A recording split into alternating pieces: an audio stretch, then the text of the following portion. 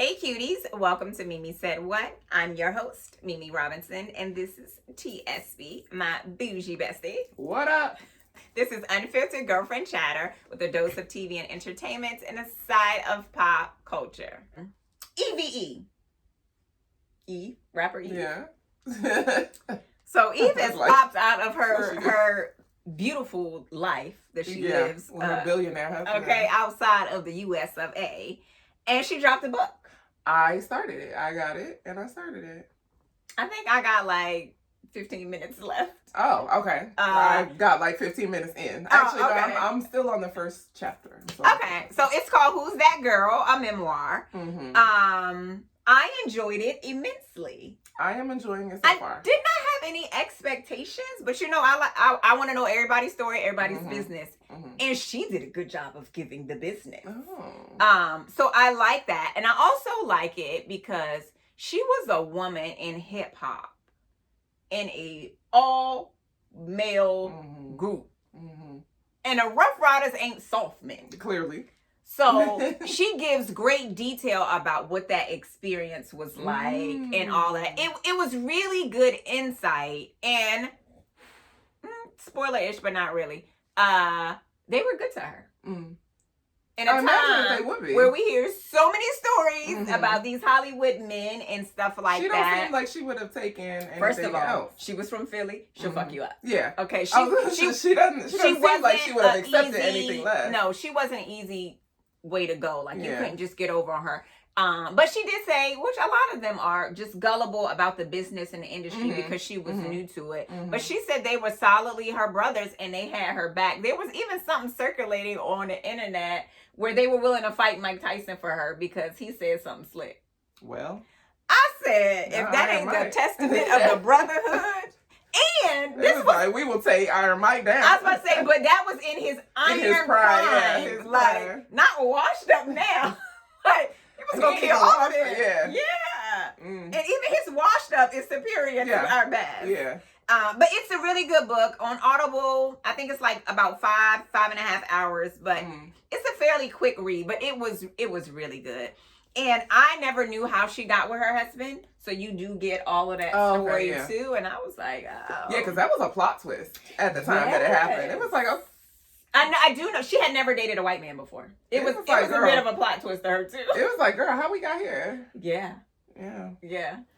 So, and she talked about how she introduced this white man to the Rough Riders. Ooh, okay. I'm looking forward to that story. He's a businessman. Yeah. He is not what I like to call a white man who looks like he got black friends. Yeah. No. He's a regular. Yeah. Regular run of the mill. Look who's coming to dinner. Yeah. But it was a really good book. All right, moving on. Grotesquerie. Obviously, this one is for you because I have not watched such a thing. I did look up. It's about Detective Lois Tryon. What is her name? I think is it Tryon? I don't know. It was terrible. It got an R in it. Yeah, it's a T. There's a Y in there. So it says it's a word. It's a series of heinous crimes in her small community that are eerily personal, as if someone or something is taunting her. This is definitely not my jam. At home, she grapples with a strained relationship with her daughter, a husband, good Lord, in a long-term hospital care, and her inner demons, no. With no leads and unsure where to turn, she accepts the help of Sister Meg, a nut, and a journalist. Child, this has taken a turn already. As Lois and Sister Megan string together clues, they find themselves trapped in a sinister web that only seems to raise more questions than answers. Girl, what did you watch? Exactly that. It stars Niecy Nash, and that's the only thing I know about that. So, to start, Niecy Nash is phenomenal. I love her. Phenomenal. She does such a good job. I was watching the episode yesterday and I said, girl, you're doing your good acting because this is good. I don't feel like Niecy gets her just due. She doesn't. From Clean House to Reno 911. Clean House. Like, Niecy does it all. And no matter the genre, she does it all. And she be doing her good acting in this show. But it is creepy as hell. It's creepy. No, thank you. It's weird. It is like when I finished the episode that I watched yesterday, which I think was episode 3, I was like, oh, the Catholic Church did not approve this at all. Do they know y'all talking about it like do this? they know? Because somebody somewhere is getting ready to be on a picket line about the church's involvement in this show. There are a lot of like religious undertones. There is a nun who is deeply embedded in this investigation for reasons I was about to say, unknown to everybody else in the show. I don't think that's a part of the vow. Shouldn't be. And she is what they call a vulgar nun. I don't know. She's whatever like special order of nun that she is. She's very worldly. There is a priest who is on one. Like the murders are grotesque, very, very graphic, very, very wild, blood and guts. It's crazy. I could never. Raven Goodwin plays her daughter. Oh yes, love her. And in the show, and I got a complaint because it said her name was Merritt, and I was like, "What?" It is Merritt, and we did. We just talked about it. Maybe think about it. Couple, and I was like, Merritt. "What is a Merritt?" So I saw Courtney B. Vance was in it. What does he do? He does nothing because he is the husband who's in a long-term coma. He's in a coma. He's in, yeah. So he's in flashbacks, but in present day, he's in a coma. But Merritt has dreams and aspirations of being on My 600-Pound Life or something like that. So she a big girl? Yeah, very. Oh. And getting bigger. Oh. And what does that look like? It's wild. She must wear a fat I hate it. She's a thick girl, but I hate it. It looks terrible, and I'm gonna pull up a photo. I need a video. And she be in like booty shorts and crop tops, so it just looks so much worse. Rasputia. It's giving Rasputia. But Niecy is doing her big one. She is doing her good acting in this show. It's creepy as hell. It gives me American Horror Story vibes, like the first couple seasons when it was good before it was tainted by Kim Kardashian. I enjoy it because I like creepy, but definitely not your kind of show. I think a commercial would come on and you would probably change the channel. Be like, what the fuck is this? It sounds like it. Like, why y'all put this on my TV? Y'all know I'm trying to watch it. What I'm trying to... What? No. Okay, I saw that Travis Kelce was in there. Why?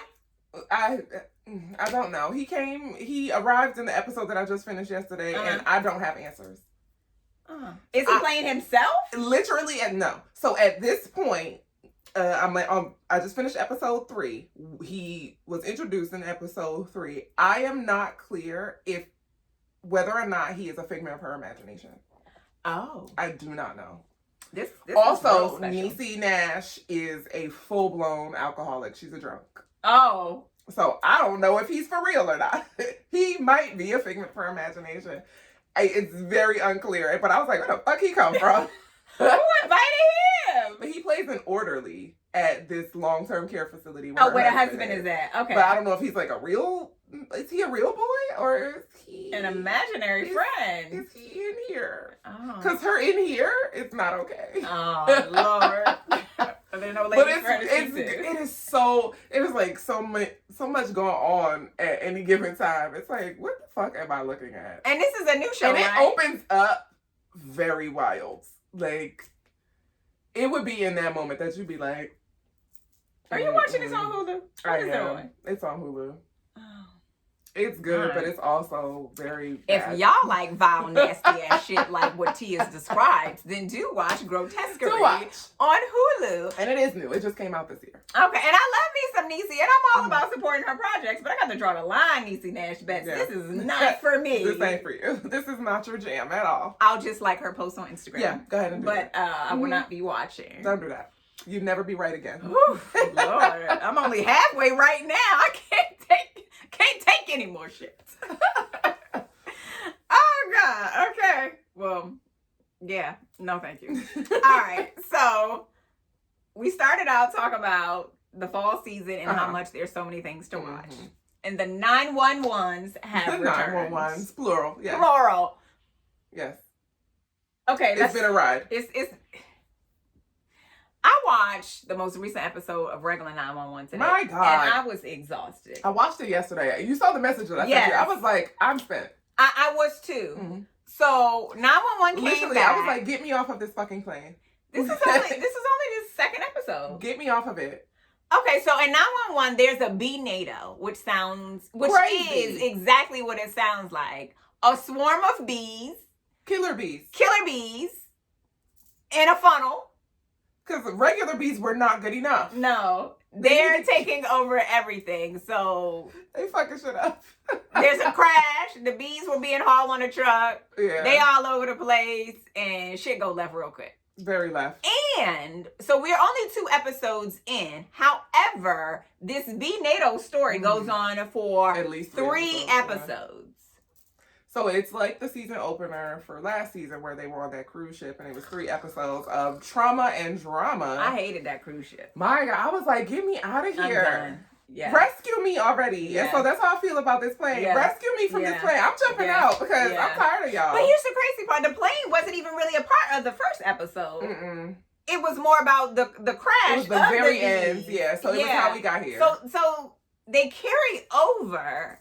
And then I'm like... But I'm sick of it. But what are you going to give us in the next Because they're giving us emergency on top of emergency. Yeah. I'm tired. Yeah. It's too much for one person. Nothing is going right now. It's too much. We got an 8-year-old flying a plane. I am tired. I am tired. And what's his face? The dude playing a criminal. I can't even think of his name. He has been on TV for Oh, yeah. Yeah, it's a lot going on. It's so much. And I don't know if I need that. I needed wine. I felt like I needed a cigarette. Like, it was a lot. Oh, you definitely need. You could have. It was the whole time. You were watching. God. But so the opener, I was like, okay, the bees. All right, what else? Y'all gotta like top yourselves. I don't know. From the last one. But so I hate Eddie's mustache. It is pissing me off. He looks like a 1985 porn star. He does. Mostly, I prefer men with mustaches, but usually that is reserved. Not a porn stash. No, but it's usually reserved for black men. Yeah. Eddie's not a black man. It's awful. And he's a good-looking man without the stash. And it looks a little greasy. Remove I don't like it. Because you look like you're not going to stop touching me if I tell you no. You look like I'm going to have to file charges. Ew. Get away from me. It is unattractive. Creepy McCreeperton. I hate it. I don't know what the plan was for that because he's never had one before. Stop. I want Bobby to come back and be like, I'm the boss now. Cut that shit off. Remove it. It's not code. It's not dress code. It's not. I don't know if he was like trying to get close to the other guy, the terrible dude who almost got killed but didn't, and that saddened me. I don't know. I don't like it. I don't like it at all. They could definitely do away with that. I'm glad that Buck is still gay. I'm glad we're still we're still exploring that storyline. I'm very invested in that. And it's bits and pieces. Like it doesn't consume his story by any means. He's still Buck. It's very subtle, but it's definitely still in there. Maddie is still in the call center crying at calls. We love her for it. She's got a big heart. She has a big heart. She gonna cry when she take a call. That's just. She's going to, but she's going to save you. She's going to save the day. She's going to get you out of there. She's going to need to go to the break room after so that she can feel her feelings. Bless her heart. She's so sweet and precious. So we got Hen. Yes, Hen and Ren. Karen and Hen. They're still in... We haven't gotten more about the adoption story. No, well, we got a little bit. Like we saw they were moving forward a little bit. Yeah, they filed some papers or whatever. But they haven't really gotten into that. But we're only 2 episodes in, and we got. And most of them have been emergencies. Yes, yeah. They too busy. So they too busy raising our blood pressure.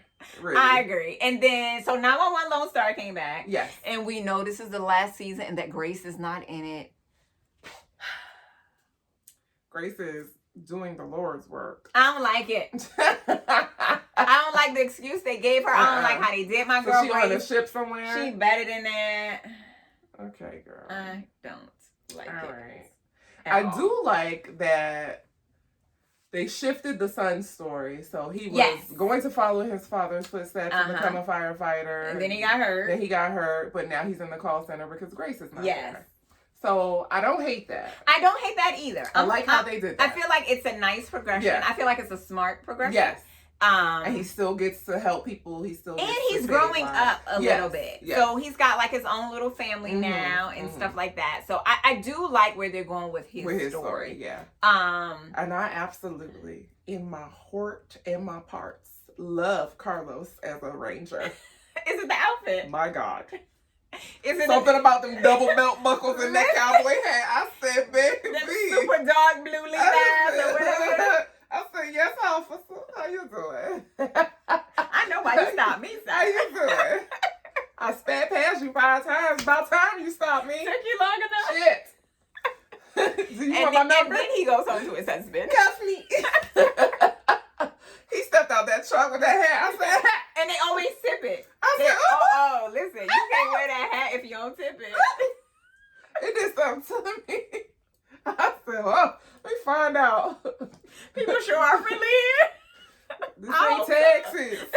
Okay. All right. Y'all see what T is here for. Okay. Well, that's the plot. I'm here for the plot. And Carlos is the plot. And then, like you said, then he goes home to his husband. Of the 911 Lone Star is the fight for captain. Is it captain? No, lieutenant? Lieutenant. Yeah. For Marjan and Paul. Neither one of them need it. They're stressing me out. They are so They're stressing me. They're going to kill themselves. They absolutely trying are. to prove or each other, or someone else who is better. It's wild. And honestly, the better suited person is little homeboy. What's his name? Oh. I can't remember his name. I can't remember it either. But yes, he is the better option. But he was like, yeah, I know, but I don't want it. He was the probie. And he was like, but I don't want the job. No. He was like, it changes you. And they were like, what do you mean? Look at y'all. It's changed him. He's still thugging and bugging with his boo. He is. Who is a full foot taller than he is. I love that for them. I do. Oh, God. So I'm pleased with the story. The only thing that annoys me is the whole Grace thing. Yeah. But otherwise, I'm fine with everything else about the story. But wait, can we talk about Tommy? Let's talk about Tommy. First of all, love Tommy Bayer, okay? Love Tommy. Love her. Gina is beautiful. She is. She's gorgeous. And every time I see her on the screen, I'll be like, girl, look at you. Look at how you looking. Look at how you looking.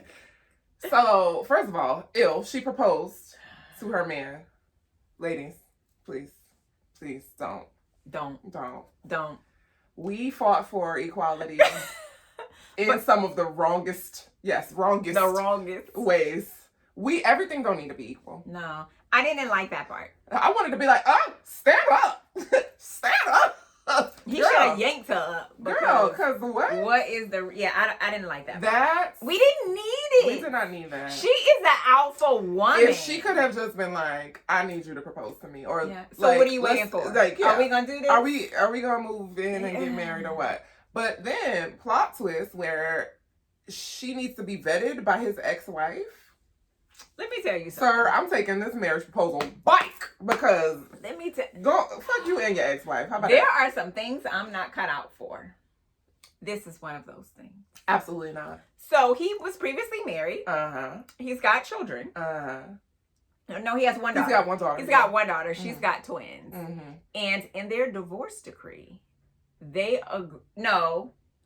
Part of the compromise. Part of the reason why he was able to have full custody and move with the daughter was that if he got remarried, the wife could vet the new Which is a strange pact, because if you have given me full custody of our child, you have already tapped out.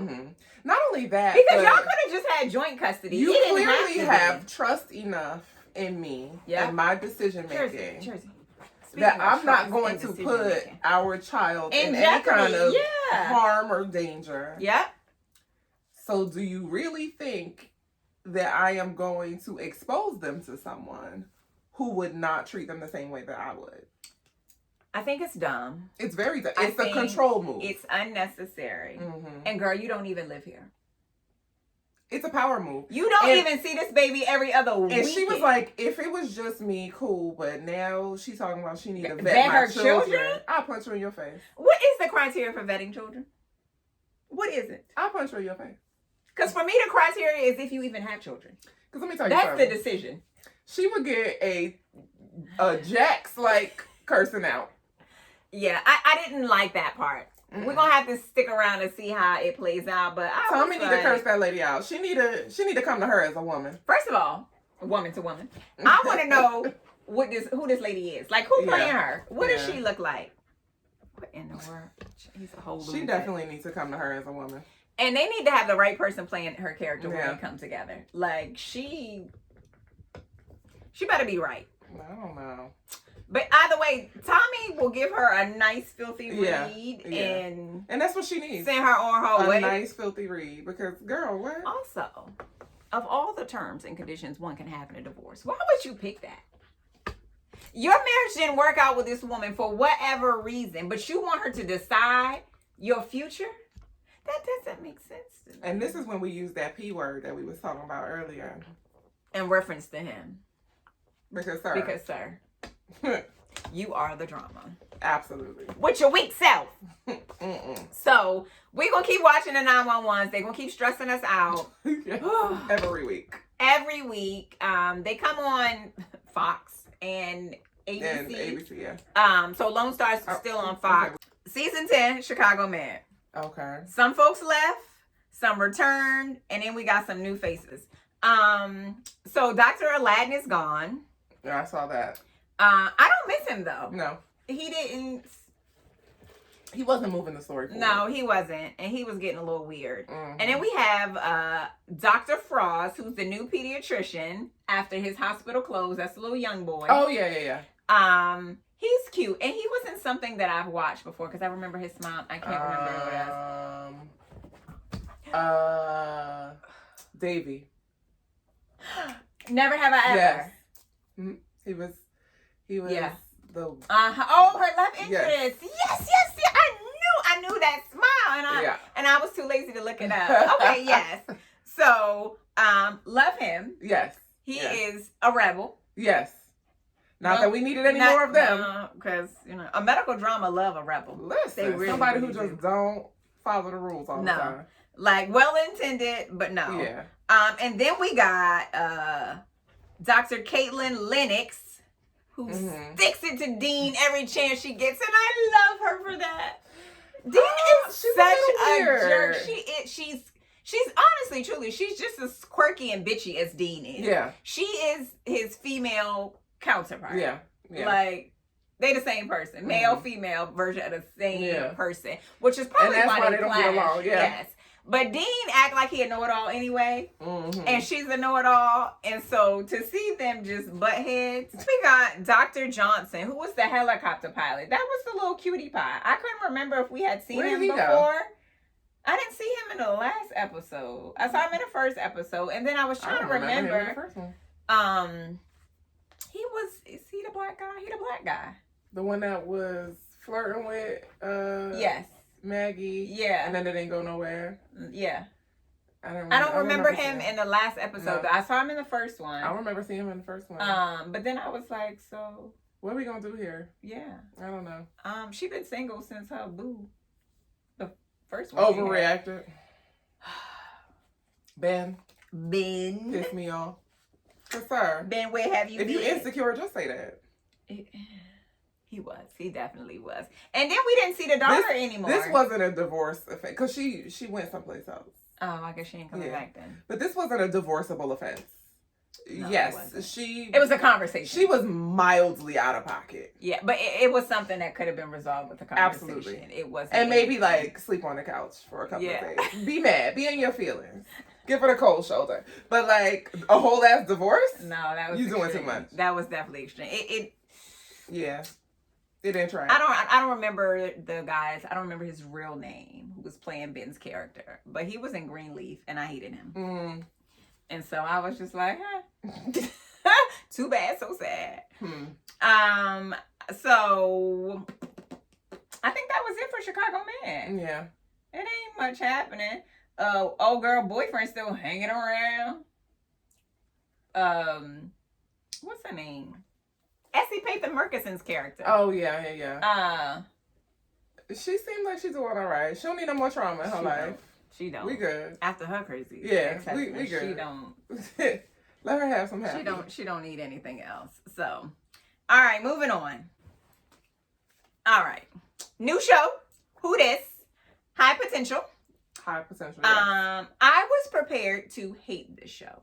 I was prepared to not even watch it. I wanted to not like it because it felt like they were copying Elsbeth, which I absolutely adore. I didn't feel like they were copying Elsbeth. I just didn't feel like we needed another show with a white woman as the star. We didn't. And so I was like, cool, this ain't for me. And then you made me watch it. And then I got sucked in. I was like, damn it. Now I need to know what happens next. It's a really good show. And they suck you in fast. Fast, real fast. Like, not even halfway into the first episode, you're already invested. Tell me more. Yeah. Yeah. How did we get here? It's organized. Well, not even organized. It's chaos. Yeah, it is pure it's chaos. I was going to say it was organized chaos, but it's not. It's just chaos. About as chaotic as Jersey. But it's a good show. So we are 2 episodes in. We didn't get a third one because of the debate. I was like, why are they taking breaks so early in the season? What is going on? So it comes on network television, but I've been watching it on Hulu. So Morgan is a single mom, and she has 3 kids, and she is a genius. She got a real high IQ. 160. Girl. So she is helping solve unsolvable crimes. And they discover her after she rearranged some evidence during her shift as a cleaner for the police department. Against that man's will, he was forced to let her help because she was right and he was wrong. And she continues to be right. Oh my God. But he's on board now. Yes. He didn't. Begrudgingly.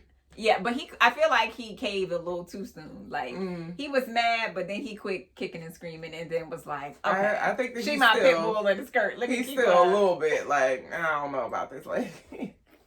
She's exasperated with her often. So she's not a police officer. She was a cleaning lady who happens to be very intelligent. She don't follow the rules. Not at all. She come in a crime scene touching stuff. And First 48 101 says, why don't you have gloves on? Why are you tampering with the scene? Like, why are you showing up at the crime scene with stilettos on? Girl, this is just impractical. Or with your baby. This is highly impractical. She's like, well, do you want me here or not? Right. Do you want my help or no? She is unorthodox. Very. And she is hilarious. So they eventually hire her, much to his dismay. But even 2 episodes in, I was mad there wasn't an episode 3 when it should have been, because I was like, but I need more. Tell me more, yeah. What's going to happen next? Like, tell me what's going to happen next. And so I guess next week we'll get a new one. So I didn't know this child. Her name is Caitlin Olsen. She plays Morgan. She was in It's Always Sunny in Philadelphia. I've heard of that show, but I've never watched it. So I was like, I never met this woman. And then there is Daniel, who is Detective Karadek. He's the one who don't want her. Yeah. He was also... I've seen him and stuff. James Holt in Devil Wears Prada. Yes. He was also in Power Book 2 Ghost. Never seen it. I never watched that. He was in Marvel's Wastelanders. Wow. That title might be incorrect. That might be autocorrect. He was in Marvel something or another. He was in Wolverine Graceland. I don't know what that is. That's like gibberish to me too. But according to IMDb, these are the projects he was in. He was in a show called Rescue Me, which I used to watch. So I only really recall him in Devil Wears Prada. Yes. But he's been in some stuff. And he was in these things like for a long time. Then there's Judy Reyes. And she was in Claws. She was in Devious Maids, that I never watched. Never saw and it. she was also in Scrubs, which I never watched. Claws is what instantly popped into my mind. And she has a drastically different role than she did in Claws. And then there's Javicia Leslie, who plays Daphne. Is that the young black girl? Yes. Okay. The best part of her, which I already knew, is she's from here. Oh, is she? She grew up in Upper Marlboro. Who knew? Yep. I saw something. Oh, you know why I knew about her? She's Batwoman. Not that I've seen Batwoman. But she is a new Batwoman. And that's how I learned about her. I think at the time when she was doing press about it and some interviews, that's how I learned she's from here. Interesting. She's from the good old DMV area, and Upper Marlboro specifically. She was also in God Friended Me, which again, another show I've heard of, but I've never watched. She's a cutie pie though. So they are the dynamic duo of High Potential, which airs on ABC. Yes. And then streams on Hulu. I think they have the potential to go far. So it's based on a French show, I believe. Oh. And it is called like High Intelligence. Well, that sounds like Potential. a board name. Oh. It's so High Potential, but there's another word in there. We didn't deter much from and the storylines are the same. From episode to episode, the storylines are fairly the same. Huh. Yeah, it's interesting. Interesting. So they just took a European show and made it American. And Americanized it. Okay. That sounds like the American way. Yes. Columbusing. Let's colonize this thing. 100%. Get it together. All right. Will and Harper. We remember who they are? Yeah, I know them. T was like, who? Who are they? Will and Harper. Will Ferrell and his close friend go on a road trip. Abso-fucking-lutely loved it. Same. It was good. It was so good. It definitely gave me all the feels. There was a lot of feelings. There were a lot of feelings. There's a lot of vulnerability. So in the movie, Will's best friend, who was the SNL writer, becomes a trans woman. So he had known him. I think his name was Andrew. And now Mr. Andrew is Miss Harper. And so they share the journey of how Harper like told her family and friends that she was becoming a trans woman. And Will thought it was a good idea for them to get in this old ass car and go out on this adventure. Station wagon. Girl, I don't think I've seen that car since like the 80s. I was like, where y'all get that from? And you taking it cross country? This feels like a bad idea. This feels like a bad idea. I like the idea of my friend has gone through this life-changing event. Let me get to know this new person. Yeah. Let's see who we are now as friends. Like, we've been such good friends this up for to a now. long time. Yeah, for years, for so many years. But they weren't living their truth. So let me rediscover this person and see where we land. I liked that idea. Also, Harper wanted to see if she could move through the world as Harper the same way that she moved through the world before. Yeah.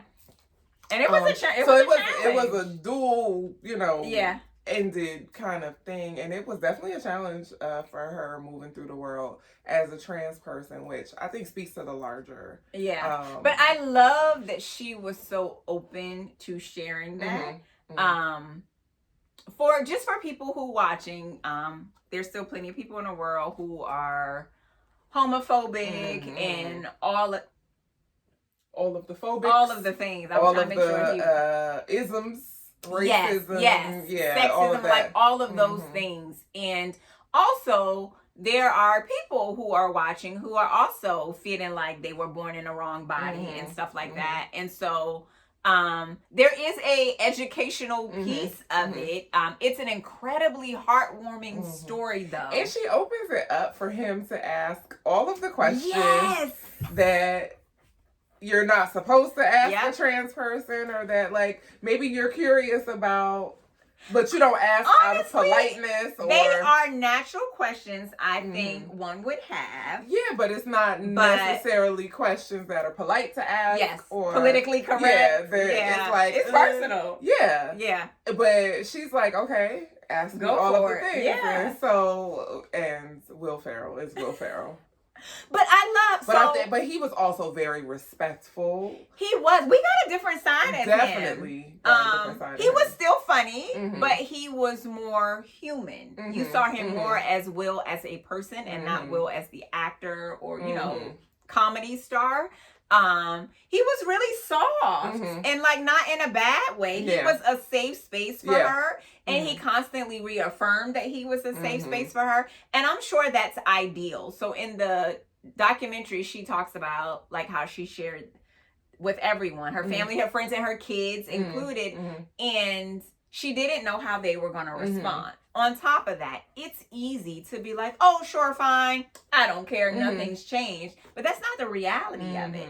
And so to see them go through this, she gets to see him live up to his words and to see if they can still be friends. And they didn't lose. No, it doesn't look anything. Like they there were lost still anything. some jokes that he made, and she was like, really? Like that sexist joke about now that you're a woman, are you a bad driver? Like, but it was like a very cute and endearing in how he did it. He also naturally became very protective of her. Like the more she shared like how she was feeling and stuff like that, it's like he instinctively became her protector, and she didn't ask for that.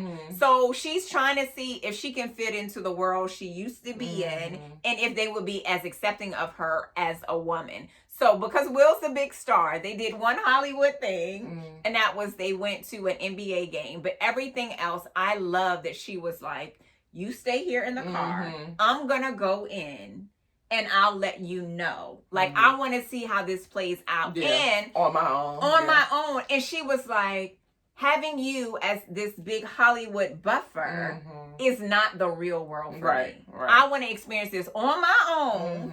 Having you as a support, but not having you there. Because of course people are gonna act different. And even in the one they had a dinner where it was foolish, but like he disguised himself. Oh yeah. So that they could go to this dinner and not be recognized. He picks the shittiest costumes.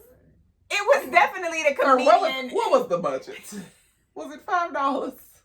Because you're looking crazy, sir. By choice. Foolery. And then he would say to her, you think they know who I am? Like, yes, but they gonna go with it. They gonna go with it. It was so absurd, but it was incredibly done. Yeah. It was really well done. feel like they hit all of the points, if you will, in terms of what I want to convey to the audience. Like, this is Harper's real life, but as you, the audience, I also want you to get the lessons, the education, and to see, you know, that bros. Like, this ain't that hard. Yeah. That the fundamental of their friendship is still there. Very much intact, and that they could still do the same things that they enjoyed doing before. Just in different shoes. Literally in different shoes. So many shoes.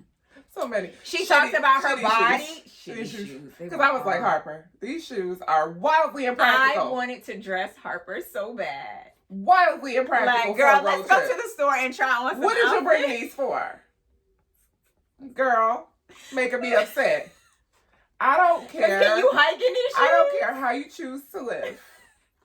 I don't care if you, like, if you are, you know, a man who likes to wear makeup. I love that for you. Get the right foundation color. Yeah. Because don't piss me off. Just don't be bad at it. Just whatever don't piss me off. Commit all the way. Don't piss me off. I imagine looking at some of the pictures and stuff from the past that she didn't have style when she was a man either. So there was nothing to take to carry over into this new life. No. She just needs to get some style. Because somebody else like, girl, what did you wear?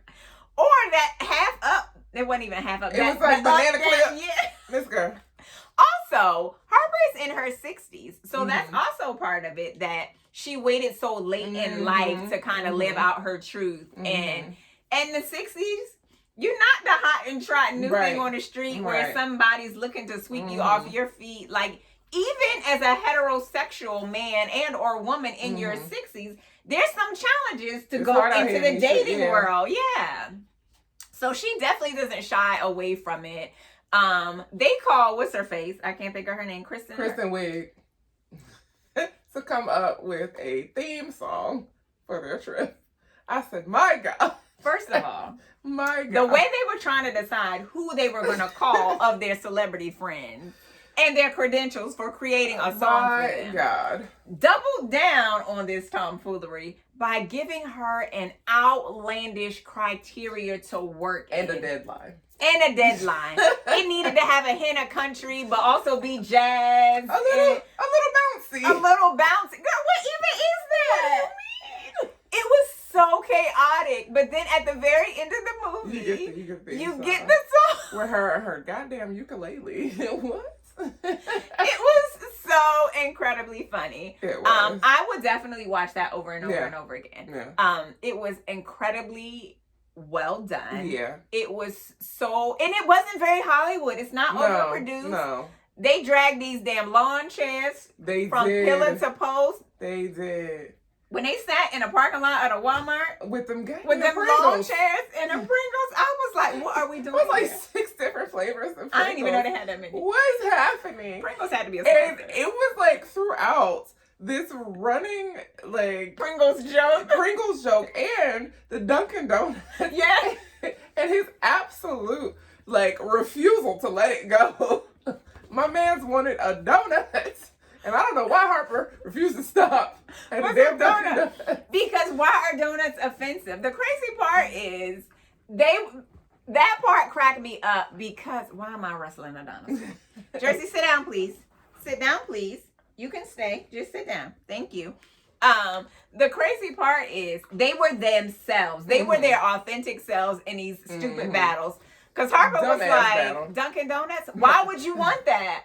And he was like, no. He was like a child. He was like, but please. Like, this trip is stupid. I need a donut. You don't let me do anything. I hate you, Mom and Dad. Like, that's exactly what it was giving. This was so ridiculous. He was like, it's right there. And she was like, no. So, Will and Harper is one of the best things on television this year. I definitely believe it is. It's on Netflix. Watch it. If you not into or you don't support the community, still watch it. It will. Yeah. It's not a movie that's trying to change your mind. No. It's a movie that's trying to expand your thinking. It's just and like, that's it. They out here. Yeah. Nothing you can do about that. No, yeah. And honestly, truly, the community has no bearing on your life. None. Nothing. They might even help your property value. You need to calm your tits. They're not trying to convert people. No. I assure you. They're not recruiting. And spoiler alert. They're not going door to door telling you most of the gays have heterosexual parents. Surprise. Like literally. They're not out here growing them in the field or anything. And they don't. They are. I don't know what people think, but some people think some pretty stupid stuff. You know who's trying to convert people? So-called Christians. Okay. That's what you really need to be worried about. That's what you really need to be concerned about. They're the ones that are problematic. The gays ain't never tried to recruit me. No. Well, actually, never mind. No. Never mind. They didn't try and recruit you. Never mind. They're just interested in you. It's different. They're like, oh, but she's It's not a recruitment process. It's not a recruitment. They've not tried. Because they don't know if you're gay or not. They're just going off. And if I say, hey, that's not my bag, they're like, cool. Okay. Still cute though. I'll holler. Right. If you ever change your mind, if the shit don't work out. Oh, God. But it was really, really good. It was. And also, Rotten Tomatoes gave Will and Harper a 100%. Oh, wow. Talk about progressive. Wow. Yes. Okay. So, you can watch Will and Harper on Netflix. And if you have it, if it wasn't on your radar, I want you to watch it and report back. Because it's such good television. Really, really good. This episode is sponsored by Oshi Bougie. You can grab your merch at oshibougie.com and follow on social at shop Oshi Bougie. Thanks for tuning in to another episode of Mimi Said What. Like, subscribe, y'all know, turn your post notifications on, all of those things. Follow us on Instagram at Me Said What, and you can follow me at mimicutelips everywhere on social. You can follow my bougie bestie at the Style Medic everywhere on social. Until next time, cuties.